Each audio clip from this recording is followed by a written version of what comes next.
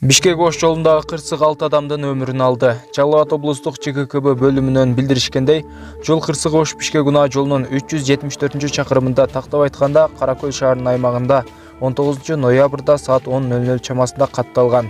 Кадамжай районунун 1969 жылы туулган тургуну АЖ башкарып бара жаткан. Ford Transit унаасы Кара Суу районунун 1992 жылы туулган тургуну НА башкарып бара жаткан жүк ташуучу унаага кагышкан.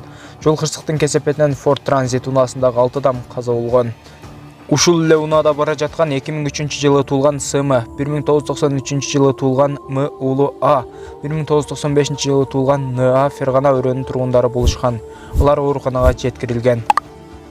Видеого лайк басып, подписаться деген кнопканы басып, жанындагы коңгуроочуну да сөзсүз түрдө баса кетиңиздер.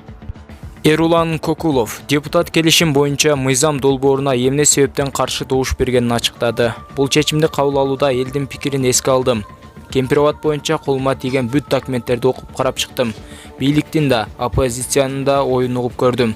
Баарын талдап көрүп, ушундай чечимге келдим. Мен ар дайым элдин камын ойлогонго аракет кылам. Чечимди кабыл алууда эч кандай кысым, коркутуулар болгон жок, деди ал.